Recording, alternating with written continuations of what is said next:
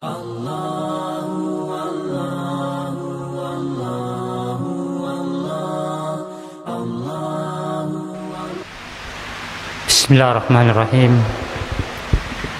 Assalamualaikum warahmatullahi wabarakatuh. Alhamdulillahirabbil alamin. Wa bihi nasta'inu ala umurid dunya waddin. Salatu wassalamu ala asyrafil anbiya'i wal mursalin Sayyidina Muhammadin wa ala alihi wa ashabihi ajma'in, amma ba'd.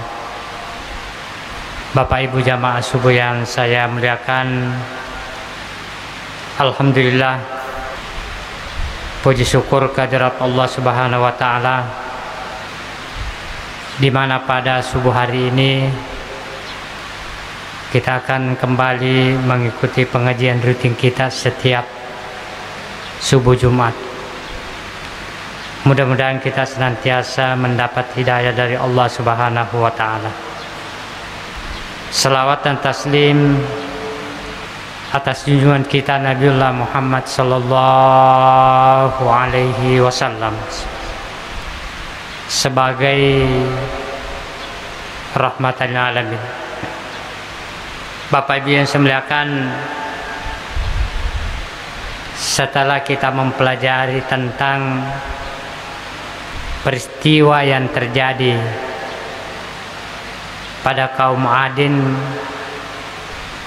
yang berada di sebelah selatan kota Mekah,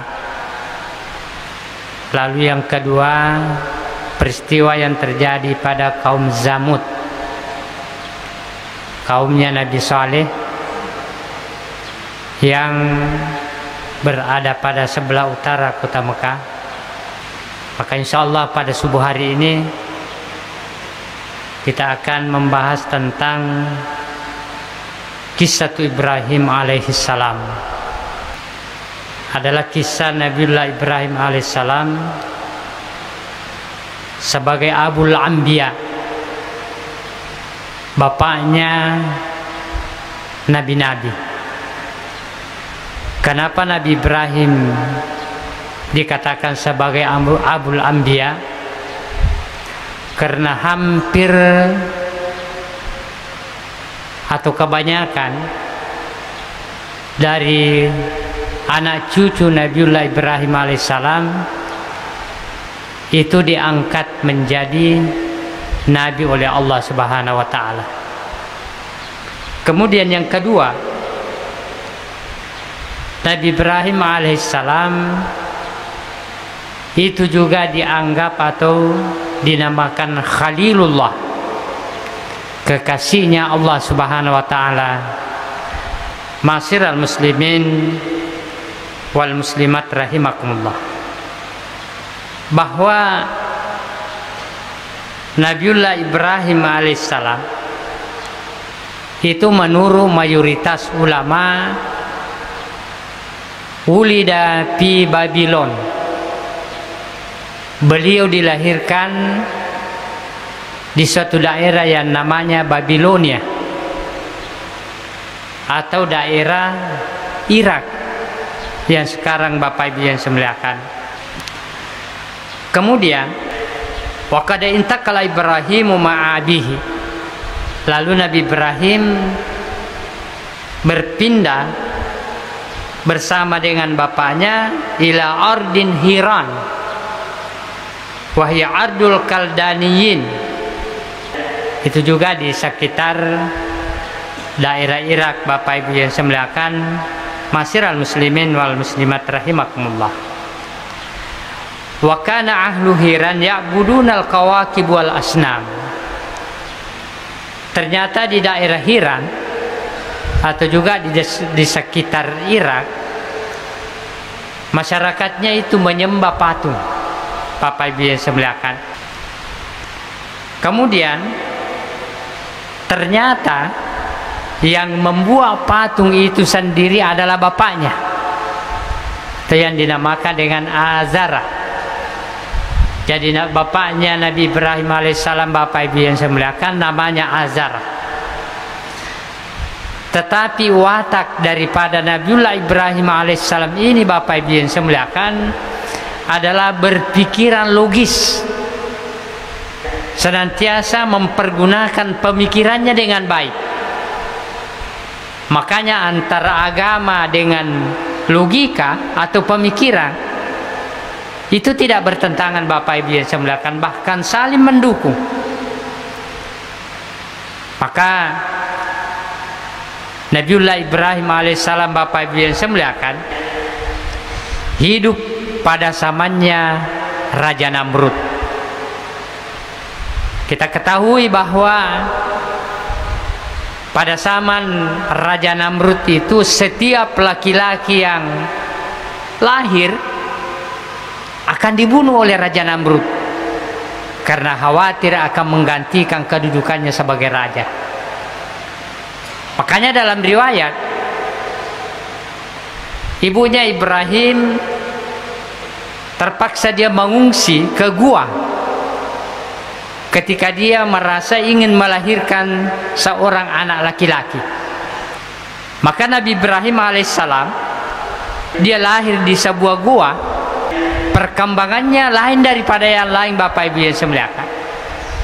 Dikisahkan bahwa perkembangan Nabi Ibrahim umurnya 10 tahun dia sudah berpikiran seperti orang 20 tahun. Jadi lompatan pemikirannya Nabi Ibrahim itu melampaui 10 tahun. Umurnya 20 tahun dia sudah lompatan pikirannya sama dengan 30 tahun perkembangannya. Dan seterusnya dan seterusnya. Makanya Bapak Ibu yang saya muliakan, Nabiullah Ibrahim alaihissalam digambarkan oleh Allah Subhanahu wa taala dengan lompatan pemikirannya ini yang menjadikan dia mampu berpikir secara jernih, secara logika. Siapa sesungguhnya Tuhan itu, Bapak Ibu yang saya muliakan. Makanya diabadikan dalam Al-Quran, Allah Subhanahu wa ta'ala mengakui Nabi Ibrahim sebagai agama Hanif, sebagaimana dalam Al-Quran surah An-Nisa ayat 125. Bismillahirrahmanirrahim. Wa man ahsanu dinan mimman aslama wajahu lillah. Tidak ada agama yang paling baik kecuali orang-orang yang senantiasa ikhlas dalam agama Allah Subhanahu wa taala. Wa huwa muhsinun. Orang yang ikhlas itu digambarkan oleh Allah bagaimana Nabi Ibrahim alaihissalam, wa huwa muhsinun, senantiasa berbuat baik. Wattaba' millata Ibrahim hanifan, maka ikutilah agama Ibrahim sebagai agama Hanifah. Makanya agama yang didapat oleh Nabi Ibrahim alaihissalam, Bapak Ibu yang saya muliakan, menurut pemahamannya, pengetahuannya di luar daripada kebiasaan masyarakat, dinamakan agama Hanif. Hanif itu artinya lurus, atau sama dengan kita katakan Shiratal Mustaqim, agama yang dibawa oleh baginda Rasulullah sallallahu alaihi wasallam, Bapak Ibu yang saya muliakan, Hanifah. Makanya ketika orang-orang Yahudi mengatakan bahwa agama Nabi Ibrahim itu adalah agama Yahudi, orang Nasrani mengatakan tidak, agama Nabi Ibrahim itu adalah agama Nasrani, maka Allah membantah di dalam Al-Quran, wa makana Ibrahimu Yahudiyan wala Nasraniyan walakin kana hanifan muslima. Ibrahim itu, kata Allah Subhanahu wa taala, dia tidak beragama Yahudi dan dia tidak beragama Nasrani sebagaimana mereka pahami. Akan tetapi Agama Ibrahim itu adalah hanifan muslimah, agama yang lurus dan senantiasa berserah diri kepada Allah Subhanahu wa taala. Kemudian yang kedua, wattakhazallahu Ibrahim khalila. Wattakhazallahu Ibrahim khalila. Lalu Allah mengangkat Nabi Ibrahim sebagai khalila. Khalila itu artinya kekasihnya. Kenapa Nabi Ibrahim alaihissalam diangkat oleh Allah sebagai kekasihnya Bapak Ibu yang saya muliakan? Ternyata rahasia diangkatnya Nabi Ibrahim sebagai kekasihnya itu termuat dalam surah Al-Baqarah ayat 124. Allah Subhanahu wa taala berfirman, wa izibtala Ibrahim rabbuhu bikalimatin fa'atammahu. Dan ingatlah ketika Ibrahim diuji oleh Allah Subhanahu wa taala dengan beberapa kalimat, lalu dia sempurna melakukan ujian itu, dia lulus daripada ujian itu. Makanya ulama Bapak Ibu yang saya akan memberikan interpretasi berkalimatin dengan beberapa kalimat. Ujian dan cobaan, ada 3 ujian besar yang diberikan oleh Nabi Ibrahim alaihissalam Bapak Ibu yang saya muliakan. Yang pertama adalah ujian keimanan. Ini pondasinya kehidupan Bapak Ibu yang saya muliakan. Makanya setiap orang itu semuanya pernah diuji dengan keimanan. Apakah berhasil atau tidak? Bapak Ibu yang saya muliakan, kita semua pernah diuji dengan keimanan. Kalau pondasi keimanan kita ini bagus, maka insya Allah kehidupan kita selanjutnya, ujian-ujian itu kita akan lulus.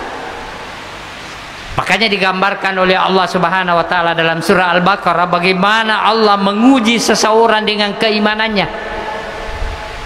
Ketika seseorang, Bapak Ibu yang saya muliakan, dalam riwayat masuk sebuah kampung yang telah terjadi gempa bumi, wa hiya khawiyatun ala urushiha. Rumah itu semuanya ya rata dengan tanah. Manusia itu hancur, tulang-tulangnya tidak bisa dikenal. Lalu si pemuda ini mengatakan, qala anna yuhyi hazihillahu ba'da mautiha. Siapa lagi yang bisa menghidupkan tulang-tulang yang sudah hancur seperti begini? Tidak ada kehidupan akhirat itu. Semuanya kalau mati selesai masalah. Karena dia melihat tulang-tulang berserakan, tidak bisa ditandai Bapak Ibu yang saya muliakan. Lalu Allah mengatakan kepada malakal maut, malakal maut, coba matikan orang ini. Saya ingin memperlihatkan bagaimana aku mampu menghidupkan sesuatu yang telah mati. Begitu orang ini diwafatkan Bapak Ibu yang saya muliakan, 100 tahun kemudian, bukan 1 hari, 100 tahun. Kata Allah, malakal maut, hidupkan kembali hambaku ini. Setelah hidup ditanya oleh Allah Subhanahu wa taala, kam labista, wahai pemuda, berapa tahun aku wafatkan kamu? Nah, kada si pemuda ini berkata, labistu yauman aw ba'da yaum.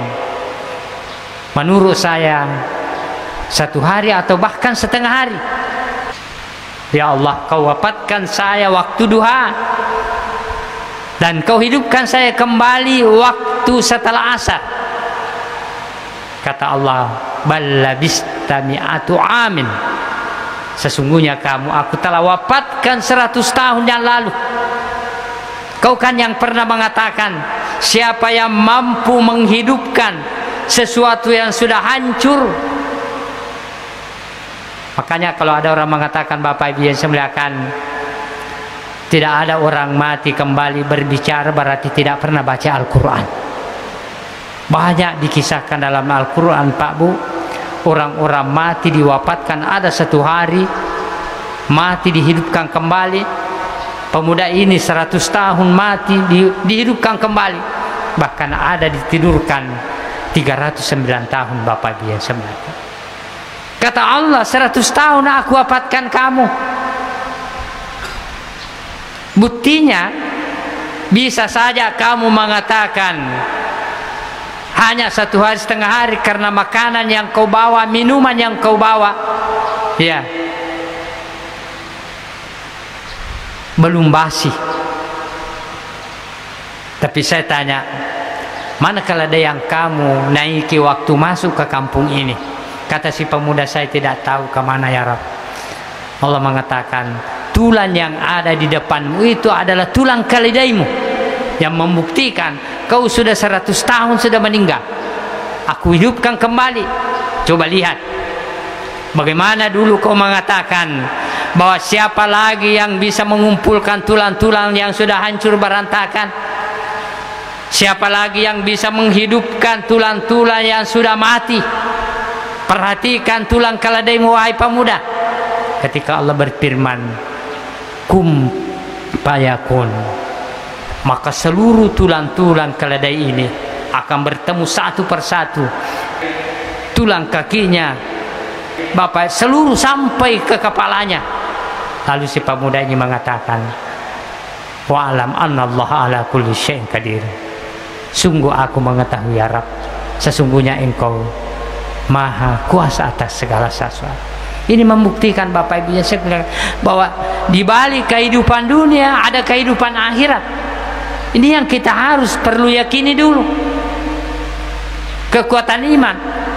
Makanya ketika Nabi Ibrahim minta kepada Allah, Rabbi arini kaifa tuhyil mauta. Kata Nabi Ibrahim, ya Rabb, coba perlihatkan aku bagaimana Engkau bisa menghidupkan sesuatu yang telah mati. Sekira juga digambarkan dalam Al-Quran. Allah berfirman, Ibrahim, awalam tu'min, tidakkah kau beriman kepada aku? Tidakkah kau percaya? Kata Ibrahim, ya Rabb, aku percaya, aku beriman. Walakin litatma'inna qalbi, akan tetapi saya ingin lebih menenangkan jiwaku, mengetahui dengan ainul yakin. Bapak Ibu yang saya muliakan, kalau ilmu yakin Ibrahim sudah miliki, pengetahuan tentang keyakinan Ibrahim sudah miliki. Tapi saya ingin ainul yakin, melihat secara mata kasat bagaimana engkau bisa menghidupkan sesuatu yang telah mati. Maka Allah berfirman, Pak Khusar Bata, ambillah ya, 4 burung yang kau cencang, lalu simpan di gunung-gunung, lalu kau panggil, yati kasyayan, maka burung itu akan datang dengan segera. Begitu Nabi Ibrahim mengambil burung Bapak Ibu yang saya muliakan, lalu dia cincang, dibagi setiap gunung-gunung. Begitu Nabi Ibrahim memanggil burung itu, dengan cepat burung itu datang kembali. Nabi Ibrahim mengatakan, aku sudah yakin bahwa Engkau Maha Kuasa ya Rabb. Ini membuktikan Bapak Ibu yang saya muliakan bahwa di dalam kehidupan dunia ini masih ada kehidupan. Allah dengan mudah menghidupkan. Maka Nabi Ibrahim lolos dengan ujian keimanan. Bapak Ibu yang saya muliakan, masyiral muslimin wal muslimat rahimakum. Ujian yang kedua Nabi Ibrahim sehingga diangkat menjadi Khalilullah. Dia diuji dengan kemiskinan Bapak Ibu yang saya muliakan. Nabi Ibrahim diuji dengan kemiskinan. Ketika di Babilonia, Nabi Ibrahim kehidupannya melarat, maka dia hijrah ke Palestina. Di Palestina waktu itu gersang, dia hijrah ke Mesir. Bapak Ibu yang saya muliakan, makanya Allah memerintahkan kepada kita bahwa ketika suatu daerah kehidupan kita sempit, maka berhijrah ke daerah lain mencari rezeki Allah Subhanahu wa taala. Bapak Ibu, ini Nabi Ibrahim alaihissalam. Dan terbukti Nabi Ibrahim berhasil dalam ujian kemiskinan. Banyak orang Bapak Ibu yang saya muliakan dengan alasan kemiskinan menjual kehormatannya, dengan alasan kemiskinan melakukan segala cara. Ini membuktikan Nabi Ibrahim meskipun kehidupannya miskin, tetapi dia tidak menjual kehormatannya Bapak Ibu yang saya muliakan. Buktinya ketika dia sampai di Mesir, Sarah yang begitu elok dipandang oleh manusia Bapak Ibu yang saya muliakan. Banyak orang yang mengincar Sarah, tetapi setiap kali Sarah ingin pergi bekerja, Nabiullah Ibrahim berdiri salat untuk mendoakan istrinya agar dia dilindungi oleh Allah Subhanahu wa taala, sehingga Sarah tidak menjual kehormatannya Bapak Ibu yang saya muliakan, bukan dengan dasar kemiskinan. Yang ketiga, Ibrahim diangkat sebagai Khalilullah. Dia diuji dengan kekayaannya Bapak Ibu yang saya muliakan. Setelah Nabi Ibrahim bekerja di Mesir dengan istrinya, lalu dia kembali ke negeri Palestina dengan membawa sejumlah harta benda, hewan-hewan.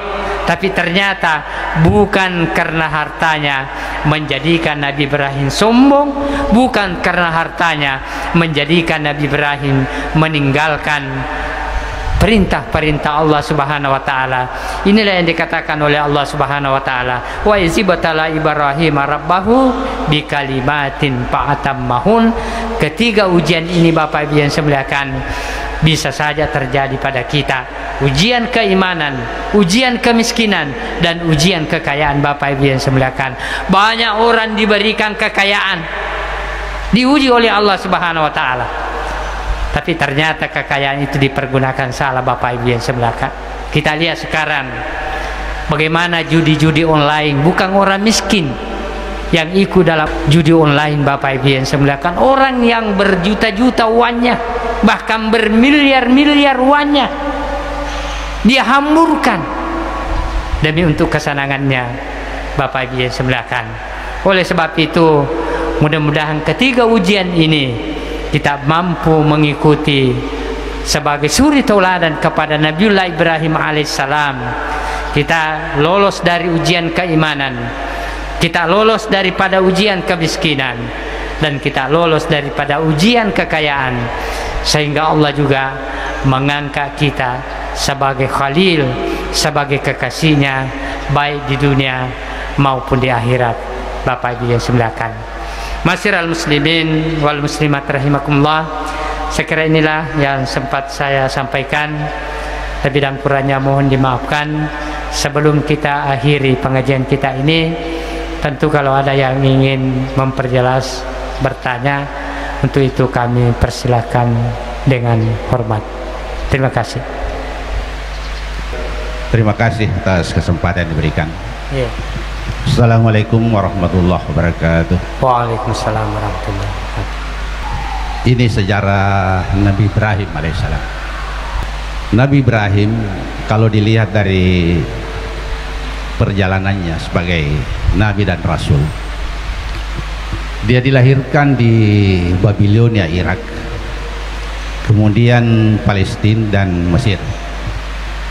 Di kedua negara ini, sekarang negara, kalau dulu belum negara Pak ya, dia punya istri di Mesir namanya Sarah, dan di Palestina Hajar, Siti Hajar. Orang mengatakan bahwa Nabi Ibrahim ini adalah nenek daripada kedua bangsa Israel dengan keturunan Nabi Muhammad, karena setelah melahirkan Ismail kembali ke Mesir melahirkan Siti Sarah, kalau saya tidak salah Nabi Ishak ya. Ini Nabi Ishak jalurnya ke Israel, kemudian Ismail ke Nabi Muhammad.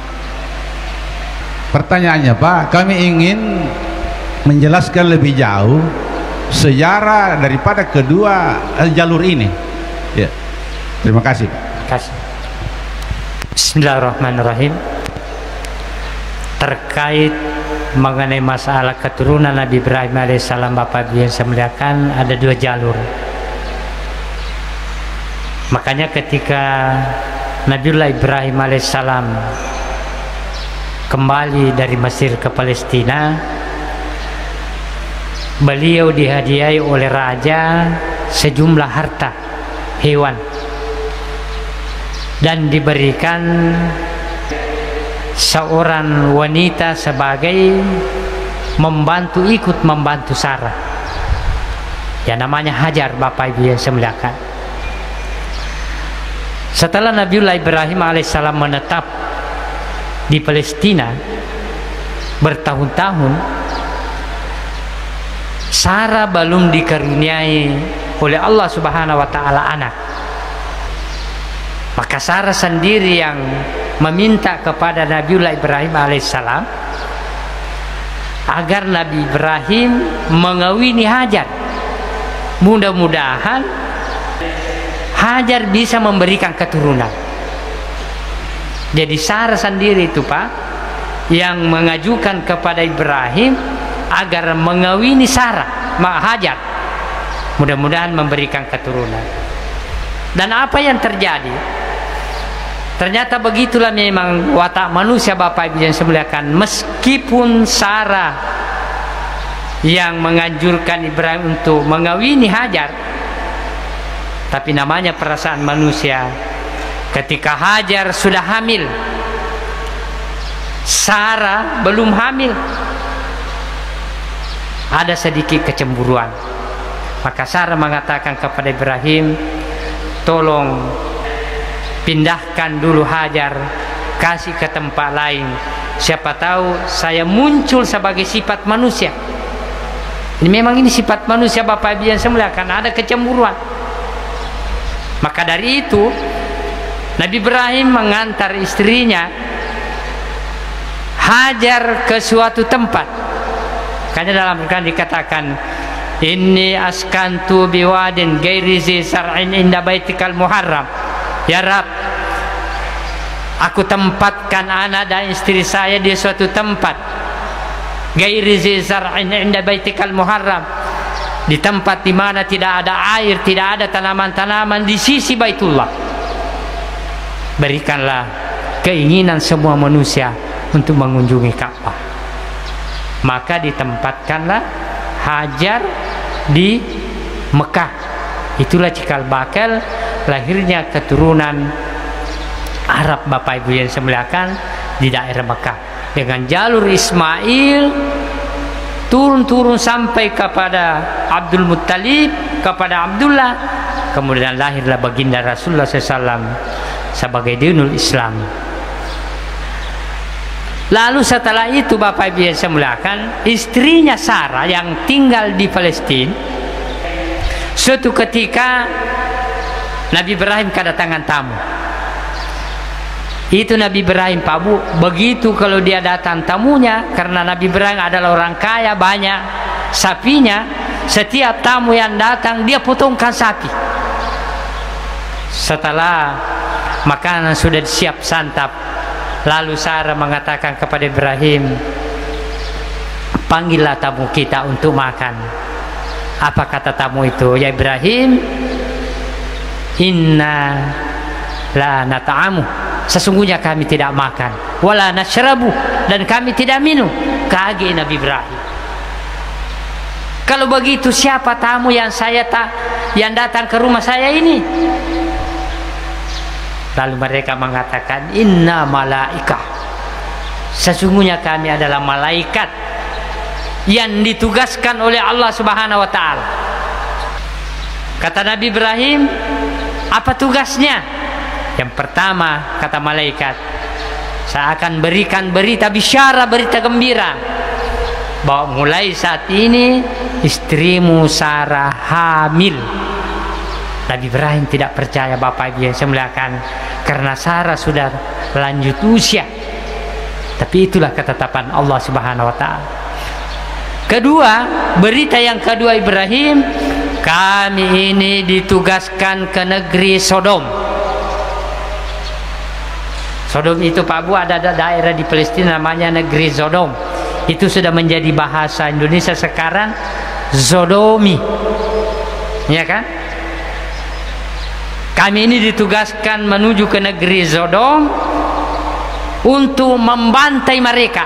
Kenapa? Karena mereka sudah keterlaluan. Lelaki dengan lelaki bercampur, perempuan dengan perempuan. Tidak ada lagi mau kawin menurut sunnatullah. Itulah dua berita yang diberikan. Maka pada saat itu Sarah mengandung seorang anak laki-laki. Kalau Hajar adalah Ismail yang cikal bakalnya melahirkan baginda Rasulullah. Kalau Sarah adalah Ishak yang cikal bakalnya adalah Nabi Yakub dan seluruh Bani Israel sampai kepada Nabiullah Isa alaihissalam.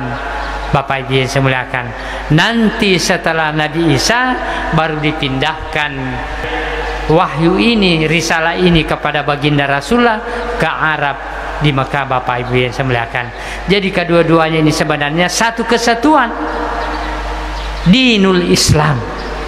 Kalaupun ada yang mengklaim bahwa saya ini adalah orang Yahudi, kalau memang dia orang Yahudi pasti mengakui saudaranya, tidak akan membantai saudaranya. Tapi kenapa terjadi seperti ini? Itu karena ada aliran di Yahudi namanya Zionis. Zionis itu Bapak Ibu yang saya muliakan, ada gunung di Palestina namanya Gunung Zion. Mereka ingin menciptakan Israel Raja. Inilah dengan ambisinya membantai saudara-saudaranya. Pada sesungguhnya mereka bersaudara dalam dinul hanifan, agama yang lurus. Bapak Ibu yang saya muliakan, atau yang dikatakan dinul Islam, agama Islam atau siratal mustaqim.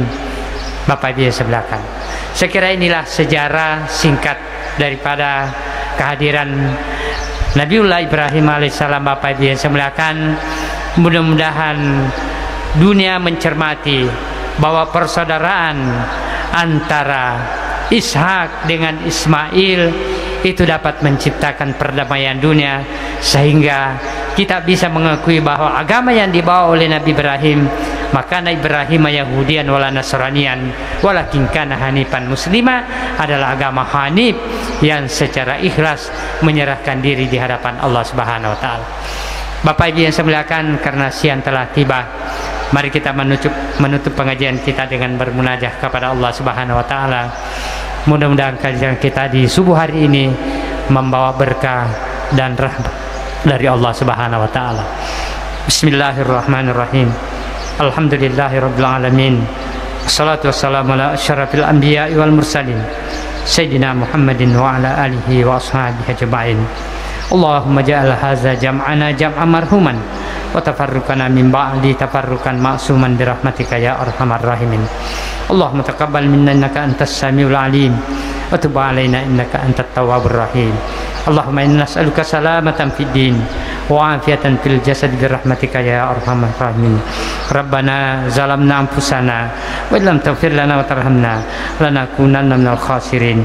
Rabbana atina fid dunya hasanah wa fil akhirati hasanatan wa qina azabannar. Subhana rabbika rabbil izzati amma yasifun wa salamun alal mursalin walhamdulillahi rabbil alamin. Al-Fatihah. Al-Fatihah.